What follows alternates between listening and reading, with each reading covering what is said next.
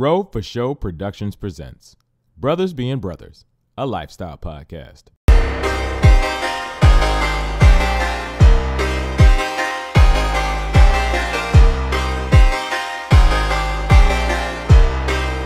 Welcome to the Brothers Being Brothers podcast. I'm your host, Rochelle Hamilton Jr. I got my guys, K-Rob and Mac Rooney.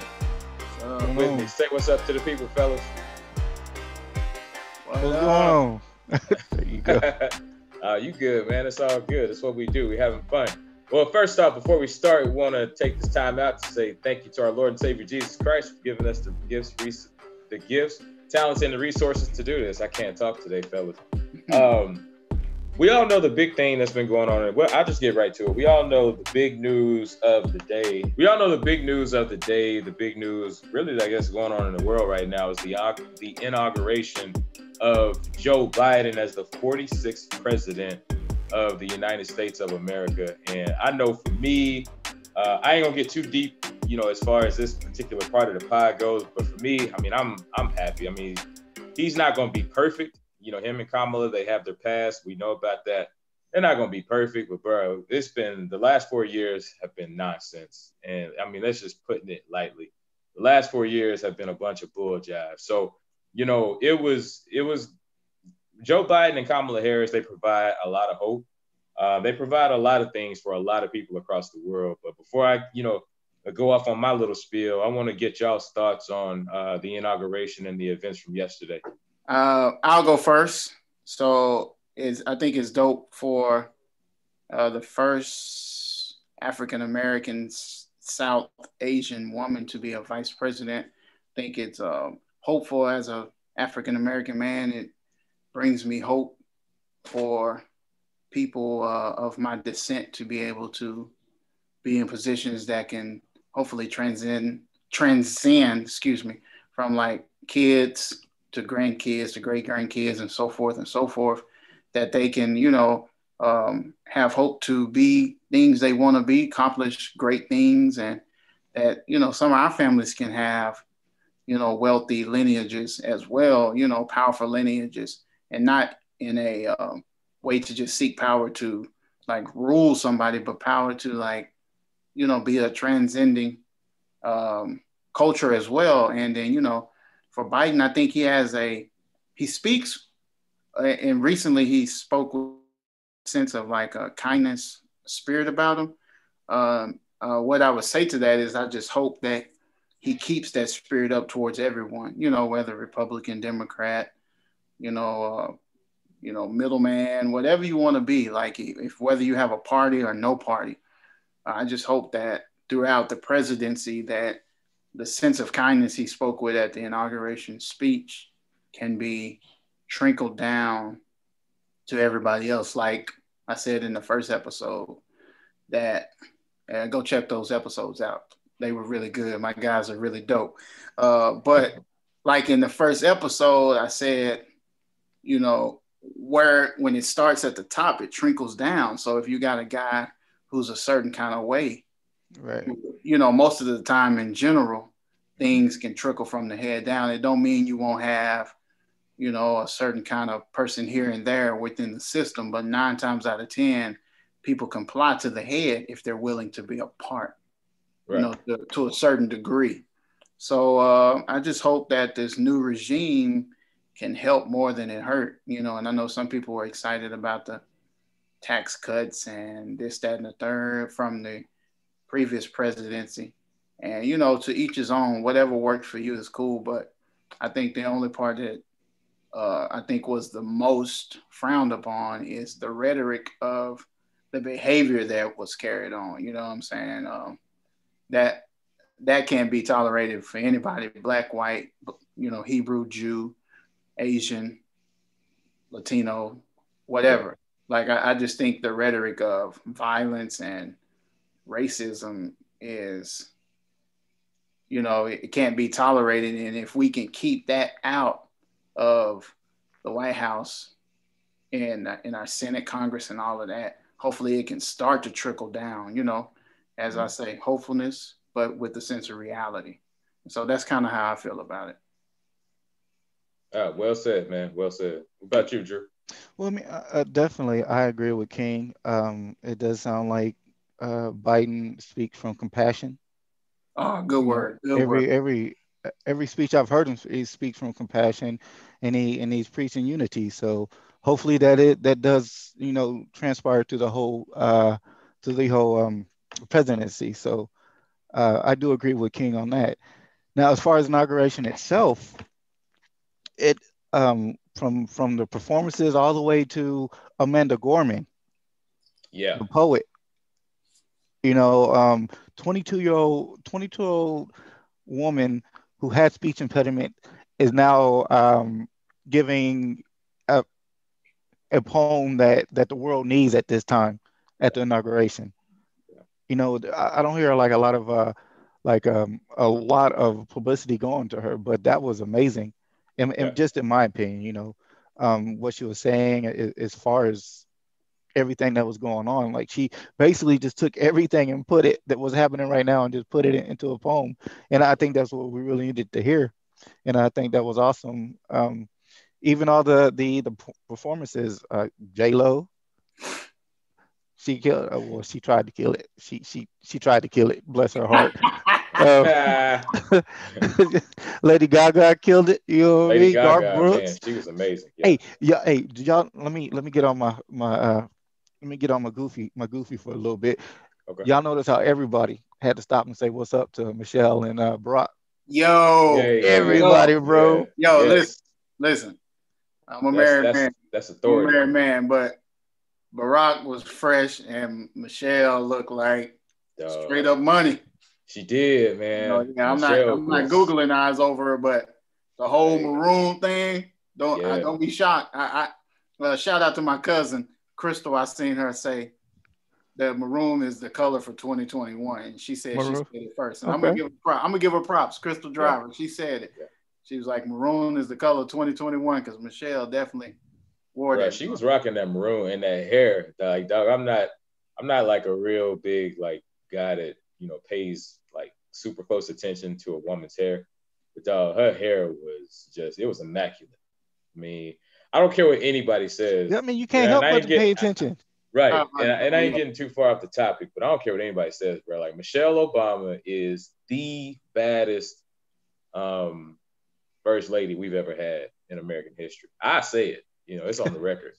I don't care what other people say. I don't care what history says. Class, Michelle Obama is the baddest first class lady in America. personified, man. Yes, sir. Yes, sir. Yeah, definitely, definitely. But keep going, Drew. No, but it was just funny to see. Like even Garth Brooks, he's shaking hands, he walking out, he dead stop and Yeah. looked over to the right to Michelle and Barack, and he beeline to him. Definitely had to say what's up. It was just crazy how everybody was saying what's up to Michelle and Barack. Like that's everyone. You know what I'm saying? Okay. Um, oh, and two, what's this deal about these Christian Dior Jordans? Y'all hear about that? I saw a picture or a meme of them, but I didn't hear much about it. I mean, from the pic, they looked expensive, but Well, Well, they've they been are apparently they out. cost like 2 G's or something Well, like that. yeah, I'm two try 20. as a sneakerhead, as Yeah, a this is sneaker. our resident sneakerhead right here, Oh, King. okay. Yeah, yeah. Yeah, I don't let it get in the way of my saving. That's another topic for another day. But as a sneakerhead who's really into shoes, whether I buy them or not, they did retail at like I think at 2200, Yep. 2295, something like that. Yeah, the Dior. I mean, it's Dior. Retail, but Dior one. They retailed at that, but they resell there you go. at about anywhere 20 to 30 grand. Yep. Ain't Depending no on way. how Yep. how much you wanted them. But yeah, it was like one of the most popular drops of 2020. Mm. Yeah, it wouldn't be me. You said that's about 22.95 or 22,000, whatever. Either way, that's about 22,000 more than what I got. So you know what I'm saying. But yeah, my bad, man. We keep getting sidetracked. Keep going, Drew. Keep going, Drew. We're not getting sidetracked. We're right where we need to be. but no, that's about it, man. I just, I enjoyed, like I said, I enjoyed Biden and like I said, how he speaks with compassion. I think it was a positive message and what everyone needed to hear. as far as unity, because that's definitely what we need right now is unity. We're a country so divided, and we're still divided. Yeah. It's still division in there, and it's going to be divided for a while until people sit down and really talk about issues and really look at themselves in the mirror. That's the only way we're going to come undivided and we can come together. Um, the performances were pretty cool, and again, I can't stop praising Amanda Gorman for that poem. But yeah, that's my take on it. Man, my take on it is a lot like y'all's, man. I mean, I liked what I saw yesterday, both from President Biden's speech as well as the inauguration itself. The thing that I really liked the most was I liked the fact that he spoke with, like you said, Drew, he spoke with compassion. He spoke to every American citizen, man, woman, child, in between, Black, white, Hispanic, Asian, Latino, whatever. He spoke to every American citizen. And his main message was unity. And like you said, Drew, that's really the message that we as a country, we need right now, because we are divided. And the last 4 years, the previous administration, they did nothing but try to divide this country. It was always Black versus white, Democrat versus Republican. It was always, American citizen versus illegal citizen. We saw them, rip literally families apart. Yeah. They're separating kids from parents. And to this day, some of these kids can't even find their parents and vice versa.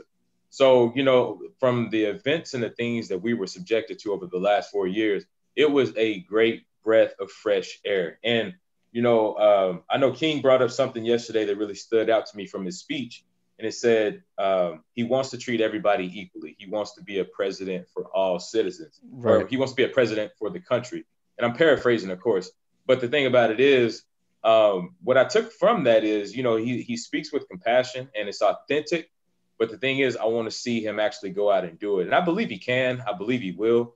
But I just want to actually see him do it. And, I was watching CNN. Was it CNN or MSNBC, one of them earlier? And I don't know if y'all saw it, but his press conference about how they plan to get COVID under control. The breath of fresh air for me was the fact that they were very transparent with what's going on with this virus. Whereas the previous administration, it was, oh, it's just a hoax. It's not going to be that bad. It's, they tried to brush all this stuff up under the covers. Whereas the Biden administration came out and said, look, this virus is worse than what we thought, because, we have not been given the proper information from the previous administration. So we're just letting y'all know up front that we're behind the 8 ball here. And these are the steps that we got to take to really start to get a handle on this virus. And he even went so far as to say that, look, despite all of the mandates and things that I put in place, the executive orders, the protocols and everything that I put in place, this is going to get worse before it's going to get worse before it gets better. So, even watching the White House press secretary that's taken over, I can't remember her name, but she's a young lady with red hair, very well spoken, very transparent. So, for me, all around, this is what a presidential administration should look and sound like. And, as far as Kamala, like I love seeing an African American, Indian American. I love seeing a minority in this office. And the thing that really stood out to me when I saw Kamala Harris being sworn in yesterday by Judge Sotomayor, like that to me was like, okay, wow, this is not only are these two minorities representing, minorities in this country, these are two minority women, in Yep. two of the highest offices in the land.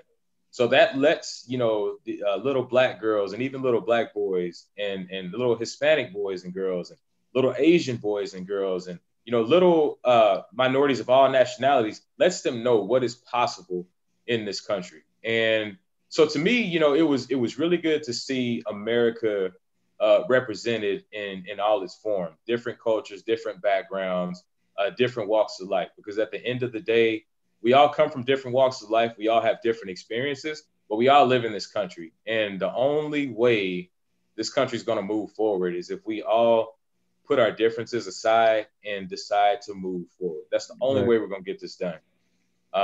So, from that standpoint, it was refreshing, and I love to see it.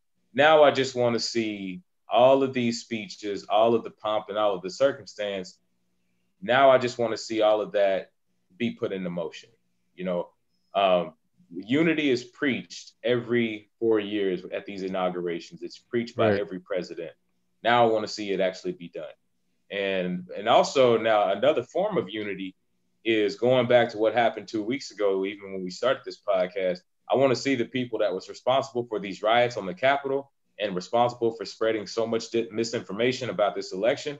I want to see these people held accountable, because there cannot be unity without accountability. Absolutely. You know? So that's one aspect of us becoming united as a country, is holding these offenders responsible. But so I'm sorry to cut you off. No, you good. I was done. On the flip side of that, so I watched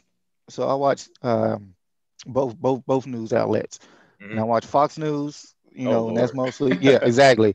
So I'm watching them, and you know, and everyone is saying, well, how can they ask for unity, but yet they still want to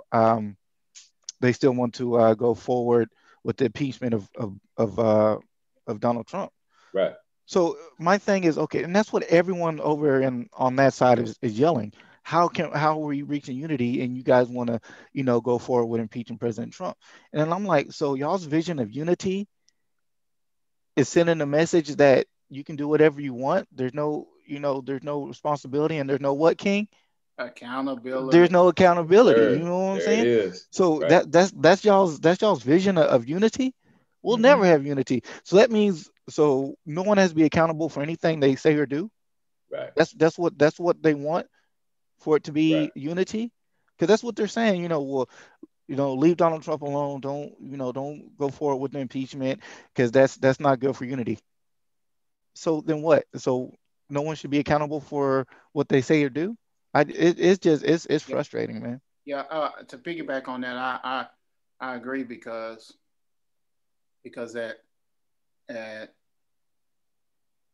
at the plight of people murmuring, complaining, the one complaint you're going to hear is, well, he did it. Well, she did it. And, you know, I mean, it's because, let's be honest, man. I think people thrive at the fact that I can do things and get away with it. And if they seen somebody else get away with it, then they're thinking that they're afforded that same privilege or accommodation to whatever degree. So at some point, man, you definitely have to make an example when somebody puts themselves in a position to be an example. Right. You know what I'm saying? Because we're all laid down the law. We all know the laws of the land. Don't kill, don't steal, or you know, the commandments. The commandments are the first laws. You know, if we want to start with, you know, some real understanding, you know, let's just start with the 10 commandments. Those are pretty simple. Yeah. You know what I'm saying? And, you know, and so at the end of the day, I agree, man. Like, if that needs to happen, to send a message to be like, you know what? No matter who was in the regime, who was in the administration, whatever, these people need to be responsible. Because if I killed somebody 20 years ago and they find out now, I am going to jail. Facts. Now. So yeah, if you do something, expect some kind of punishment to come with it. If the offense you commit is a punishable offense to that degree of jail or some kind of things being taken away from you. Right. Absolutely. I 100% agree.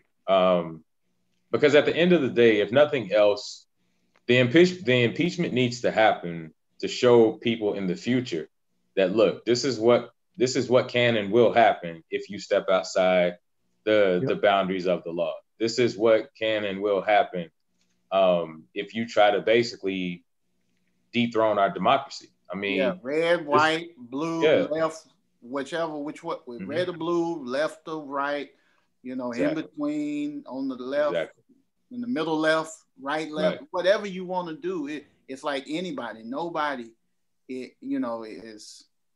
has that liberty to just do whatever. Right. Nobody's above the law.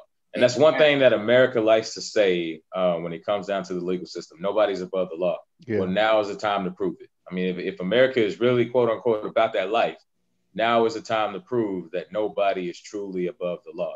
So it's going to be interesting to see what happens with the United States government across multiple aspects as time moves on. And keeping with the spirit of unity, fellas, we also celebrated MLK Day this week. And Martin Luther King Jr. is probably, outside of like Jesus himself, he's probably like the best symbol of unity when you really kind of think about it. Because, I mean, Martin Luther King Jr. was arguably, some people, you could probably make a case that he was, you know, one of the best leaders that this world has ever seen. We already know that, you know, in a lot of people's minds, he was the best leader the United States has ever seen. But the worldwide impact that he made, you could make a case that he's one of the best leaders that this earth has ever seen. So, you know, I guess for this particular segment, kind of want us to talk about, you know, some of the ways that Martin Luther King Jr., you know, changed the world. His, you know, I want to get your thoughts on, you know, his vision in the world today, kind of how he helped shape today's world. And then I have some kind of thoughts on people who are posting his quotes, but weren't really, they don't live that life. Let me put it like that. They don't live that life. So yeah, I guess for me, the way he changed the world, he really kind of taught us, I ain't gonna say taught us, because even in the Bible, it tells us not to judge people. Really, in so many words, it tells us not to judge people by race, creed, and everything else, because the Bible does talk about racism and prejudice and everything else. But he opened up the world's eyes to judge a man by the color of his character and not his skin color. He taught us basically what it is, what it means to judge a person for who they are. Judge a person by their actions. Judge a person by the way they treat people. Judge a person by the way they walk, by the way they talk. The content of their character. Don't judge them, because at the end of the day, there's good black people, there's bad black people, there's good white people, there's bad white people. There's good people in every race, creed, nationality, origin, whatever. There's good and bad people in every last one of them. It's not the skin color that makes them bad. It's the content of their character that makes them good or bad. He taught us to differentiate between that. Now, a lot of us don't do it, but he definitely taught us what it means to truly judge a person for their character. So that's my 2 cents on that. I want to hear from y'all. You want me to go? Yeah, go ahead, Drew. Okay. Matt Pronate, my bad. Hey, either way, yeah, I know who you talk about. I'm gonna go a little different way with it as far as MLK Day. It being MLK Day itself, I'm gonna be honest with you guys, man. I think it became a bit of a novelty a few years. You know, kind of like Christmas. You know, you got the kids, they're getting presents, but you ask them, why are you getting presents? What are we celebrating Christmas for? I don't know. You know what I'm saying? It came a bit of a novelty. Only, and I say that, I know you guys are like, what is this guy talking about? But only because of what's been going on, you know, in the last 4 years, even before that, as far as people getting killed, as far as injustice and everything. It's like the more injustice kept happening, the more like the message kept getting pushed back. But now, with the Black Lives Movement and with this new resurrection of, you know, the worth of Black people or in all minorities, I think it's important now, and I think that it has, for me, I'm talking for me, is it has new life, you know, because what Martin Luther King was saying and what he was doing, it resonates right now for what we're doing, what's going on right now. Like you said, judging someone by the content of their character and not by the skin, you know, not being segregated, little colored kids playing with you know, Caucasian kids, you know, and not even thinking about it, you know, all that. What he's saying, it's so important now with like I said, the Black Lives Movement and just the whole temperature of the U.S. right now. You know what I mean? Right. And so for me, I guess I'm saying, for me, I forgot, you know what I mean, I guess I kind of forgot the values of actually the MLK Day itself until recently, basically what I'm saying. Because your boy was looking at it like, oh, that's a day off. You know what I'm saying? A lot of people do, man. Right out of my mouth. A lot of people do, you know man. Yeah. So Yeah. So, but yeah, so I think now it's super important. Even this man is gone, but his words are resonating today more than ever. Yeah. That's kind of how I feel about it. For me, I definitely take off right where you left. Um, yeah, I think it was a way for people to create a holiday for some people to be like, I'm off, let's barbecue. And, it's more about being off and barbecuing than it is really celebrating them. And then, some people started kind of getting mad that certain jobs wasn't making it a holiday. And then I feel like that could have became a novelty to people to say, look at me. I now let them get off on MLK Day. We equality, baby, and Yeah. it's like that's cute, but yeah, some form of fashion, it could be a good publicity stunt in whatever manner, or it could honestly be from heartfelt. We just don't really know sometimes because right. if you had to be pushed to do it, then it's like, did you really want to do it, or did you do it because you was like, you know what, I'm feeling real pressed upon my heart to like do this because I want to honor this person. And Right. then, for me, he was assassinated in 68. So in April of 68. So, in a couple months, it would be exactly 53 years. And, we're low key, kind of high key, kind of still fighting the same fight. It's just in a different manner. Now, I'm not going to like act like change has not happened, but, because us being in our mid 30s, we've seen some things from the 80s up into, the 2020s, and things have progressed, man. And I'm grateful, man, because I'm definitely a black man who can say that I've been in some rooms and some stages that are pretty cool because of just the ability to, make my way as a black man in an industry that could be driven by whoever. And my color, my skin, may have not held me back as much as it could have 53 years ago. You know what I'm saying? And so for me, yeah, I'm definitely have a lot of love and respect for him. I mean, his last name is my first name. How can I not like that? Man, he's a junior, right. I'm a junior. King Jr., right. Martin Luther King Jr. Man, this thing works out really good.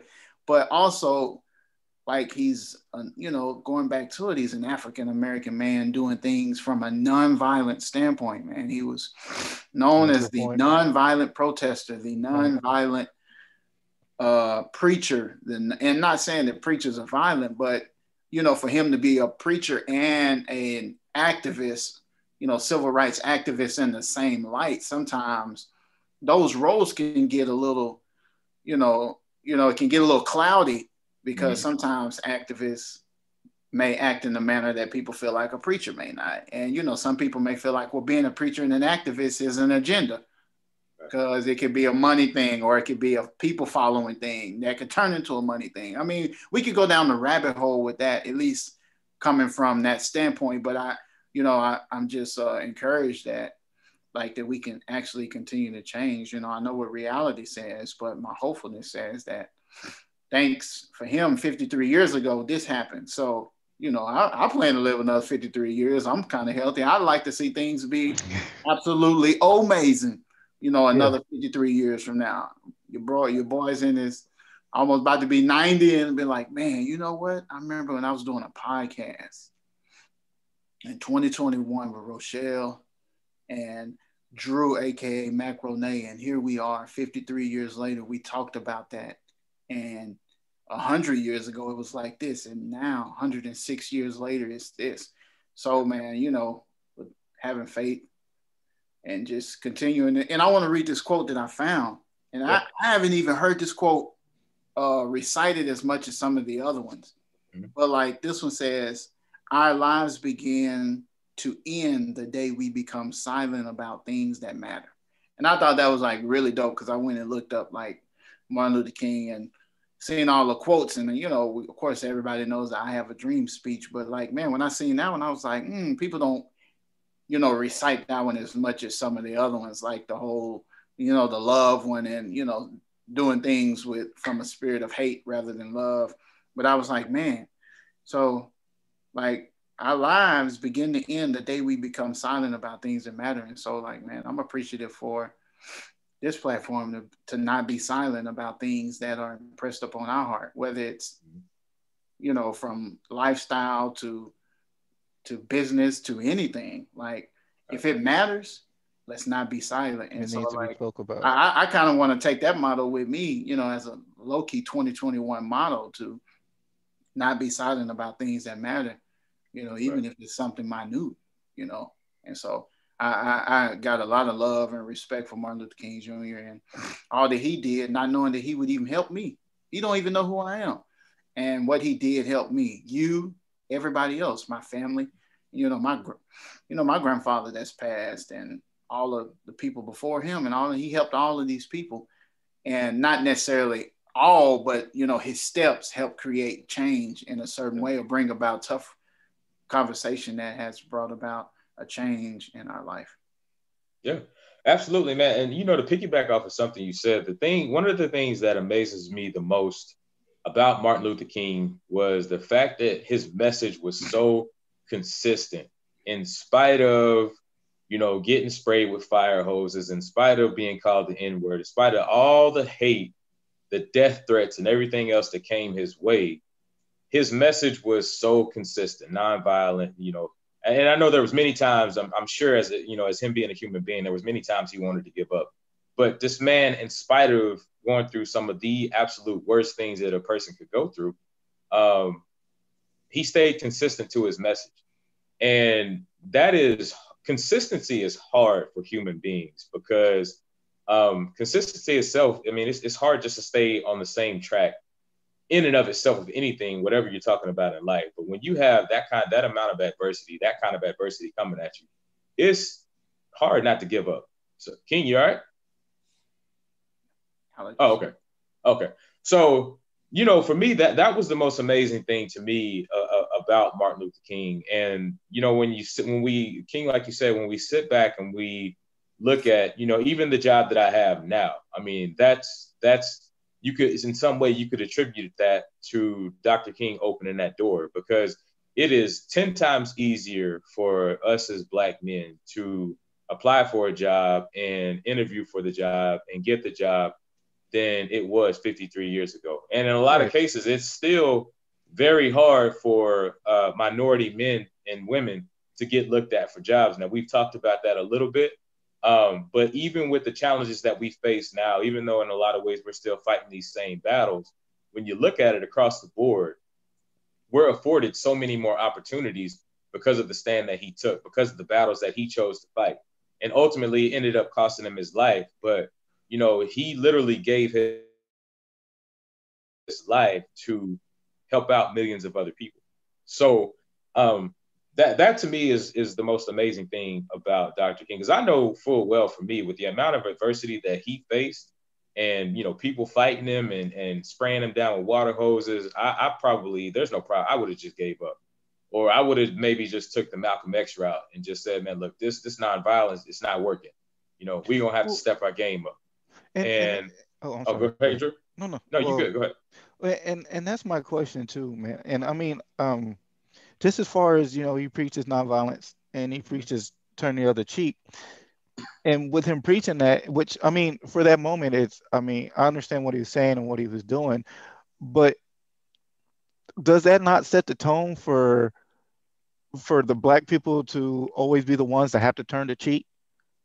You know what I'm saying? That's a good question. Good question. Is that what set the tone for okay, so this man over here, he, you know, not my race or whatever, but you know, he comes to assault me, but my tone is, oh, I'm not gonna do anything back, I'm gonna turn the other cheek.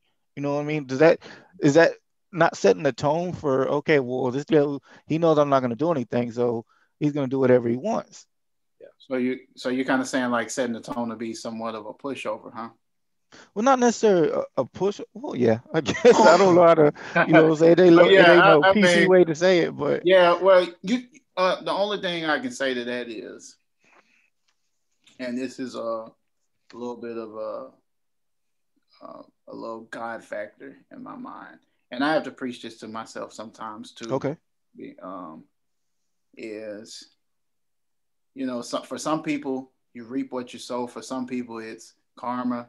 Whatever works for you, whether it's karma or a cousin or whoever, or if you're going to go to biblical scripture and say you reap what you sow, and then, to tag with that, you'll be like, well, vengeance is mine, said the Lord. So, yeah, we're supposed to turn the other cheek and let God fight the battle. And the thing that I've learned is if God does something to somebody for their actions, he don't have to answer to nobody if you believe in God to that magnitude.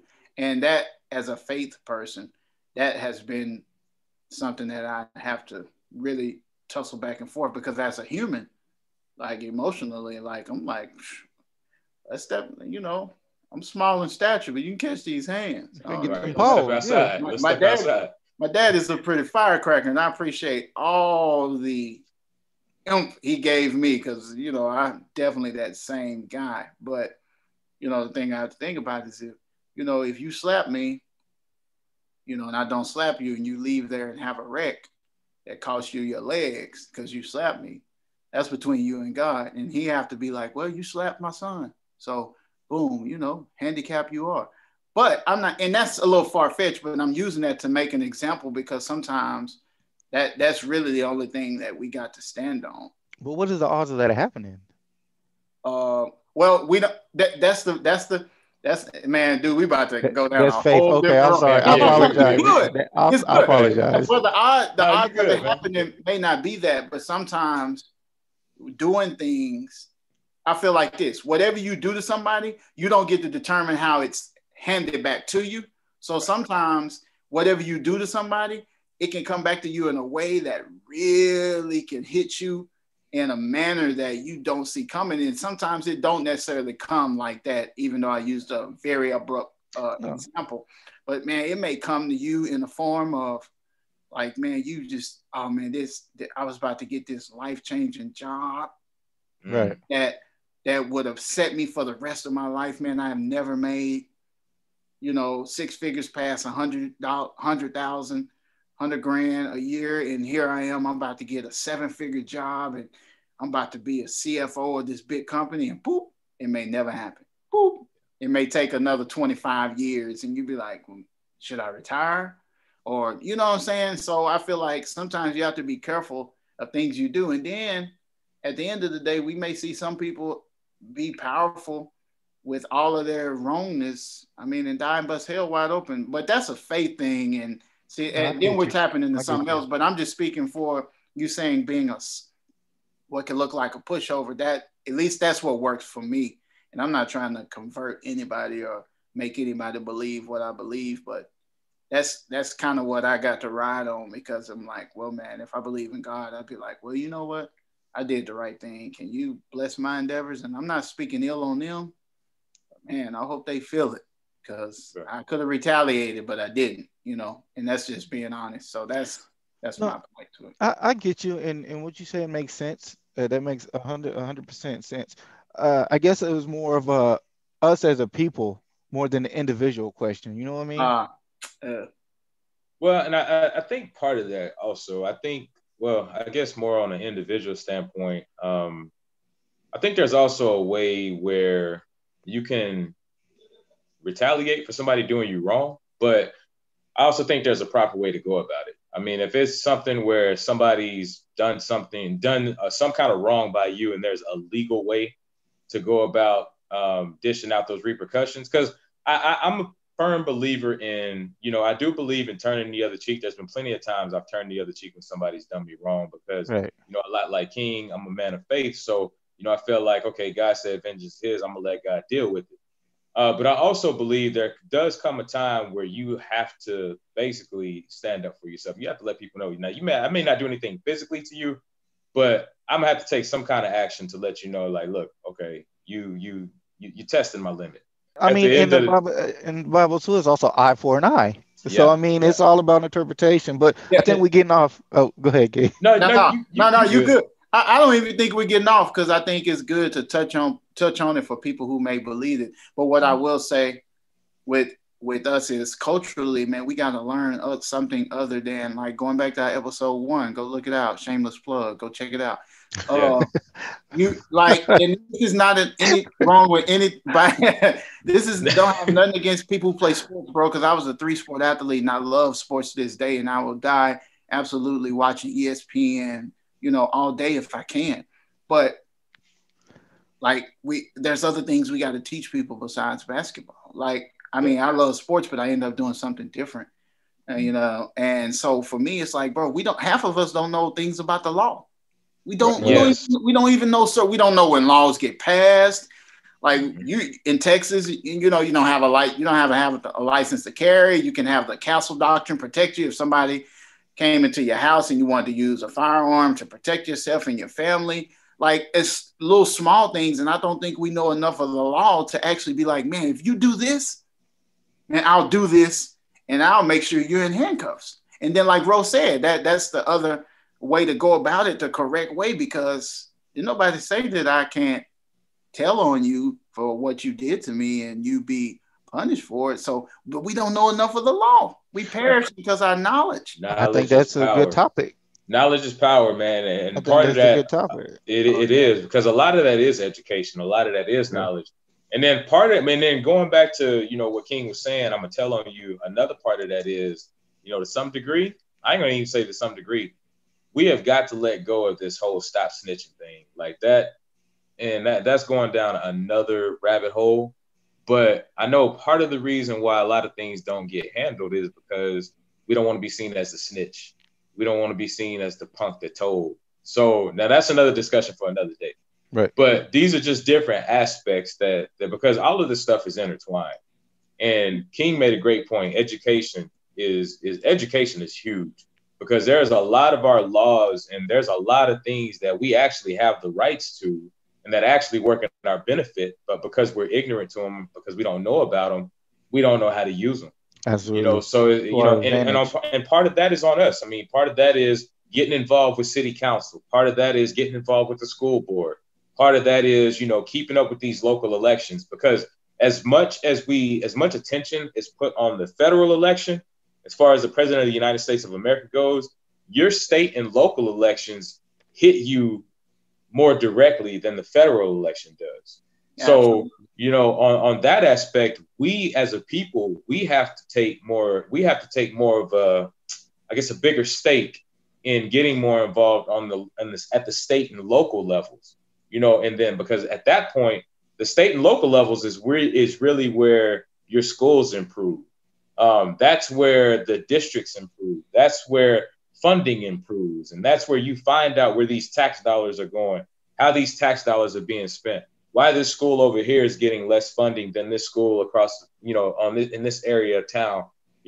Why are property taxes being diverted to this particular school, in these proportions, as opposed to this one over here. That's where we learn about the demographics, the socioeconomics and all that. So the more we educate ourselves, on these state and local levels, that's really where the true change is going to come. I mean, it's fine that we pay attention to the presidential election. That's cool. It affects us, but we get hit more directly at the state and local levels. And unfortunately, those are the ones that go overlooked the most. So, when it comes to, having somebody that used to work in the news business, used to go to city council meetings every week to see how there were times where things were going on in Amarillo that the average person didn't know about, because you may only have 3 or 4 people literally that go to these city council meetings, and they're passing these laws and resolutions right up under people's noses. And it's just like, bruh. But then when the news puts it out, all of a sudden the people they're mad at the media. Again, like the previous administration, y'all mad at the wrong people. But again, that's another rabbit hole. We ain't got time for that. We ain't gonna go down that road. Yeah. But I guess in speaking, in keeping with the spirit of unity and diversity, man, and King, we all about the sports. And Drew, I know you like sports as well, even though you might not be into it as I don't like no sports if it don't say Cowboys. Oh God! I was trying to dress it up, man. I was trying to dress it up. And then he go in there and he just cussed me out on this podcast, man. I'm gonna do my Stephen A. How about them Cowboys? Southern Steve. Just don't hit me with that Shannon Sharp. Skip. Hey. Skip. Stop it, Skip. Skip.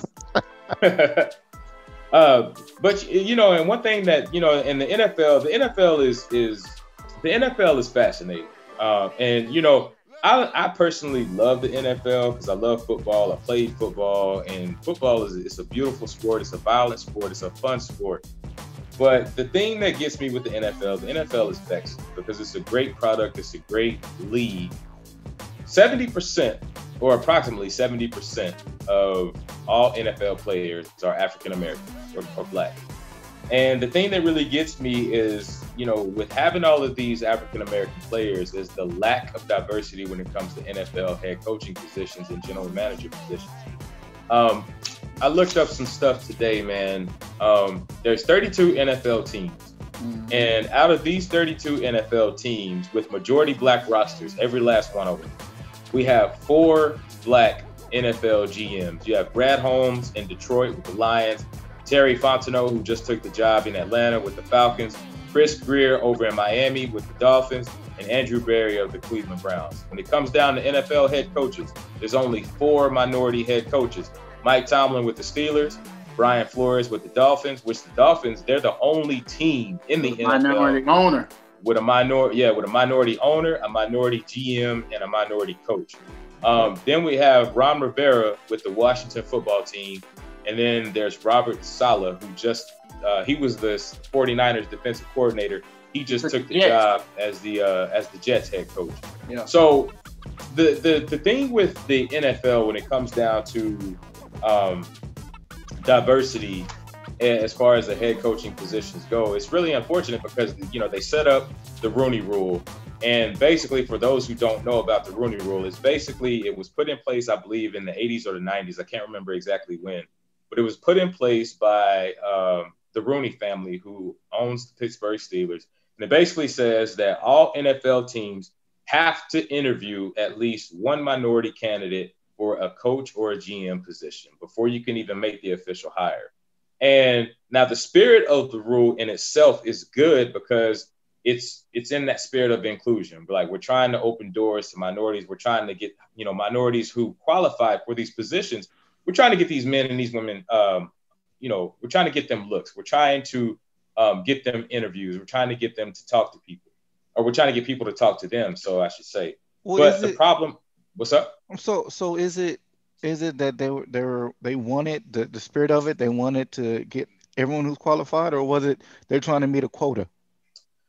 Well, that's part of the problem, because the spirit of the rule in itself is saying we're trying to give minority candidates more chances to have. We're trying to give minority candidates more chances to get these jobs. Right. I had to figure out a way to say that. So we're trying to get them more chances to get these positions and to get seen by key people, key executives. But the problem is NFL teams they've kind of wiggled their way around the rule, and the fact that you have several teams every coaching cycle. The one thing that they'll do is one of the first 1 or 2 people that they'll hire is a minority coach that they have no intention of hiring. But I got to interview a black person or a minority candidate because I really want this guy over here, but I can't hire him because he's white. I have to follow this rule, and I got to check the boxes. So I got to check the boxes. Now I can hire this guy.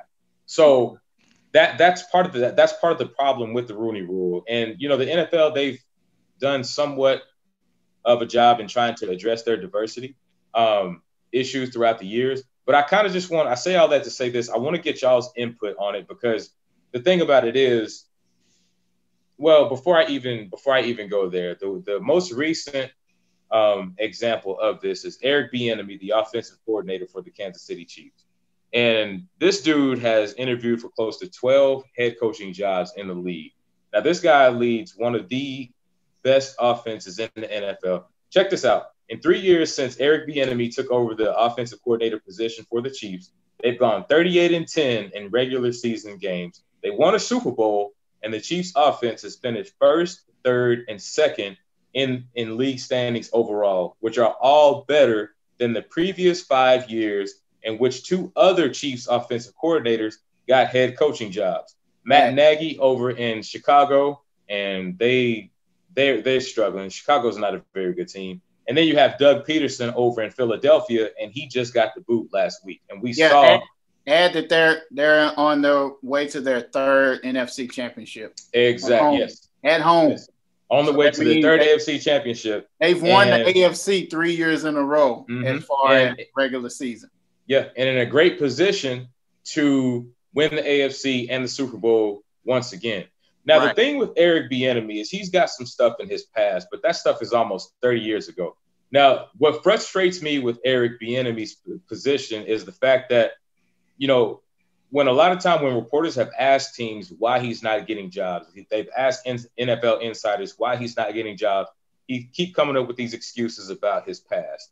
And another one that I hear all the time is that he hasn't called plays. He's not a play caller, Yeah, but you got plenty of coaches coaching across the league who didn't call plays. You got that guy up in New York with the Giants, Joe Judge. He was a wide receiver coach, and he made this meteoric jump from a wide receiver coach, a position coach, to a head coaching position. And concerning go ahead, man, because I'm getting long-winded. Go ahead. Concerning the Jets, Adam Gase wasn't a play caller. Oh my God, Adam Gase was terrible, bro. The only reason why Adam Gase got that job was because he had that high-profile offense in 2013 with the Broncos, and Peyton Manning was the offensive coordinator and the coach for that. That's literally the only reason why Adam Gase got that job. Exactly, man. Go ahead. Oh, I'm sorry.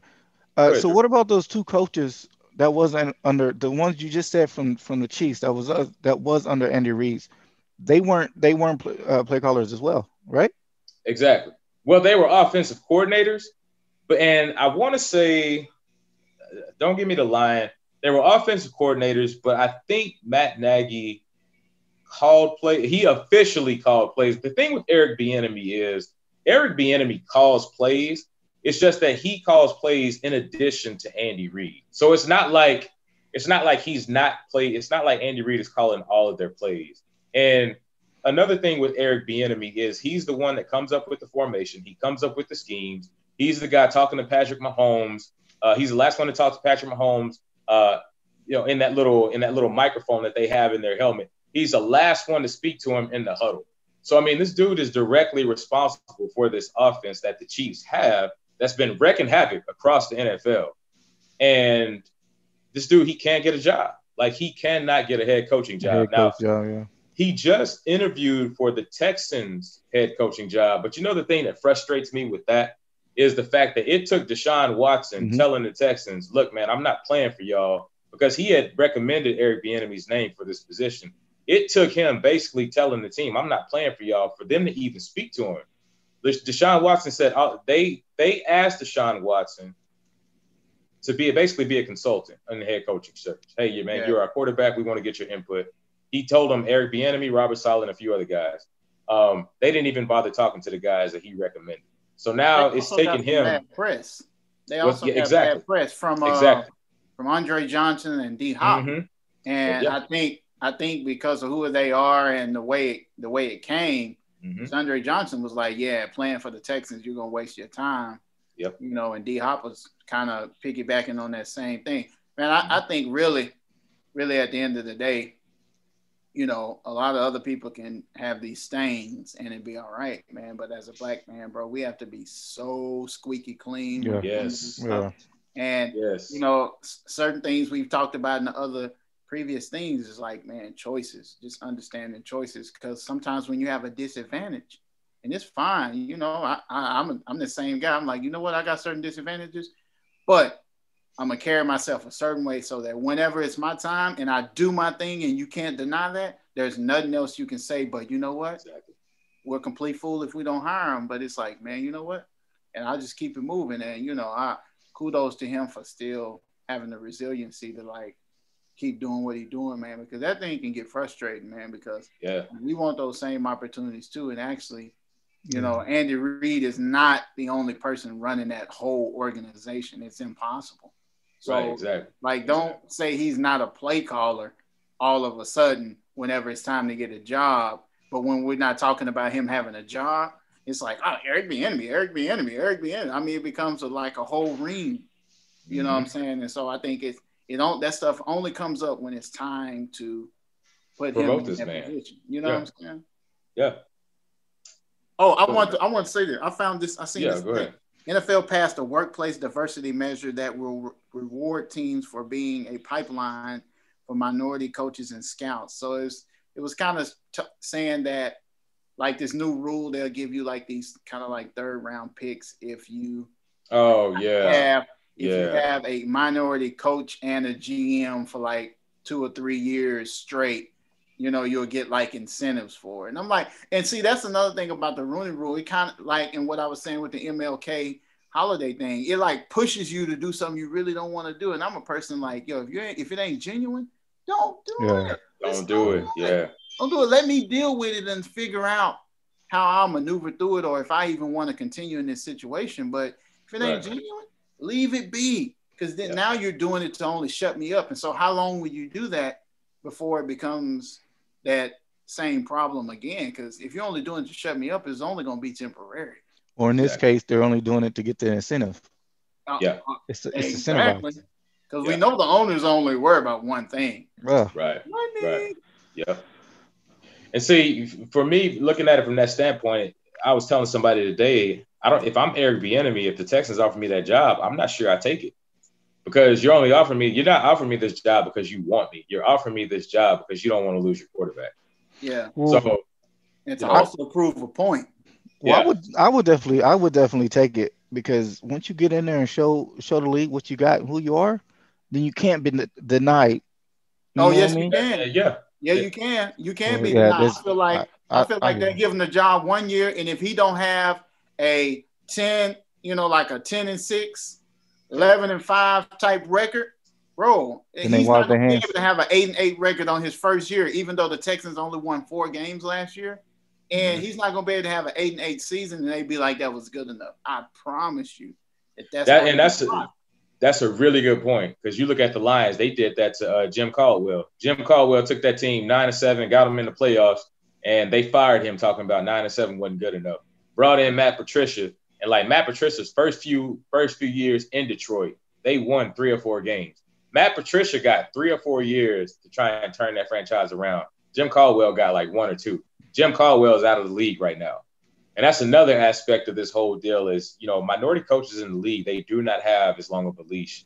They do not get the second and third chances that their counterparts get. Yeah, Mike Tomlin has been the only one with that grace, but he keep having winning seasons.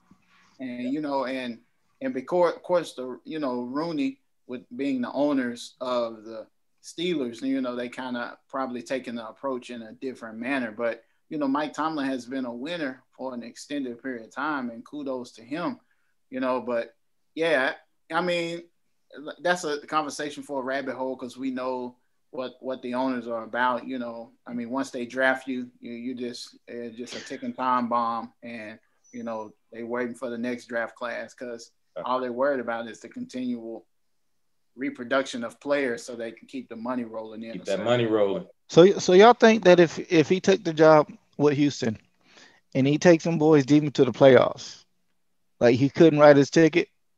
He could. That's the only way. That's the only way. That's the only way. That's what we're saying. Like, bro, I mean, the NFL is not like, you can turn it around, bro, but like, dude, the Texans won 4 games last year, bro. And Deshaun Watson had the most passing yards, and they still only won 4 games. Right. So if the GM cannot get them some good players and like get that system turned around, he's already at a disadvantage. Coming into the door. Even being an offensive mastermind, because then you still got to bring in a good defensive coordinator.